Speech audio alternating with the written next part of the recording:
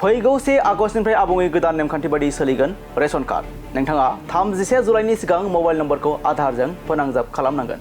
नङाब्ला मोननाय नङा नोंथाङा रेशन कार्डनि मुवा बेसाद। मोनस्नि गोदान नेम बायदियै सोलिगोन रेशन कार्ड आरो बे मोनस्नि नेमफोरा मा फोरमायनो थाखाय आवगायबाय। नंगौ, बे समाव हादरसानि लाख लाख रेशन कार्ड मुलाम्फागिरिफोरनि थाखाय लानानै फैदों बे समनि मोनसे गोदान आपडेट। फैगौ 1 आगस्टनिफ्राय आबुङै गोदान नेमखान्थि बायदि सोलिगोन रेशन कार्ड। नोंथाङा 31 जुलाइनि सिगां मबाइल नम्बरखौ आधारजों फोनांजाब खालामनांगोन। नङाब्ला नोंथाङा मोननाय नङा रेशन कार्डनि मुवा बेसाद। रेशन लायनो थांब्ला नोंथाङा मबाइल नम्बरजों लिंक थानाय मबाइलखौ लांफानांगन आरो मोनस्नि नेमफोरा जाबाय।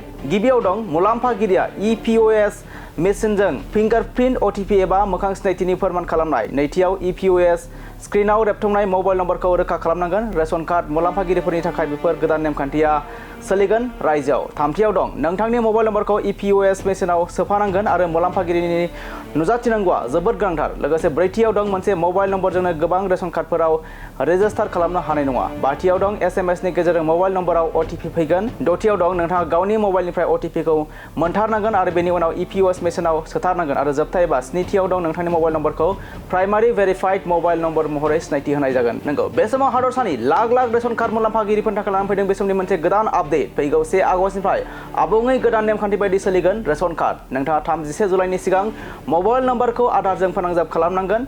नङाब्ला नोंथाङा मोननाय नङा रेशन कार्डनि मुवा बेसाद। रेशन लायनो थांब्ला नोंथाङा मबाइल नम्बरजों लिंक थानाय मबाइलखौ लांफानांगन आरो मोनस्नि नेमफोरा जाबाय। गिबियाव दं मुलाम्फागिरिया EPOS मेसिनजों फिंगारप्रिन्ट OTP एबा मोखां सिनायथिनि फोरमान खालामनाय। नैथियाव EPOS स्क्रिनाव रेबथुमनाय मबाइल नम्बरखौ रोखा खालामनांगोन। रेशन कार्ड मुलाम्फागिरिफोरनि थाखाय बेफोर गोदान नेमखान्थिया सोलिगोन रायजोआव। थामथियाव दं नोंथांनि मबाइल नम्बरखौ EPOS मेसिनाव सोफानांगन आरो मुलाम्फागिरिनि नुजाथिनांगौआ जोबोद गोनांथार। लोगोसे ब्रैथियाव दं मोनसे मबाइल नम्बरजोंनो गोबां रेशन कार्डफोराव रेजिस्टार खालामनो हानाय नङा। बाथियाव दं SMS नि गेजेरजों मबाइल नम्बराव OTP फैगोन। दथियाव दं नोंथाङा गावनि मबाइलनिफ्राय OTP खौ मोनथारनांगोन आरो बेनि उनाव EPOS मेसिनाव सोथारनांगोन। आरो जोबथा एबा स्निथियाव दं नोंथांनि मबाइल नम्बरखौ प्राइमारि भेरिफाइड मबाइल नम्बर महरै सिनायथि होनाय जागोन। बेफोर मोनस्नि नेमखान्थिया सोलिगोन हादरसायाव रेशन मुलाम्फागिरिफोरनि थाखाय फैगौ 1 आगस्टनिफ्राय आबुङै गोदान नेमखान्थि बायदि सोलिगोन रेशन कार्ड। नोंथाङा 31 जुलाइनि सिगां मबाइल नम्बरखौ आधारजों फोनांजाब खालामथारनांगोन।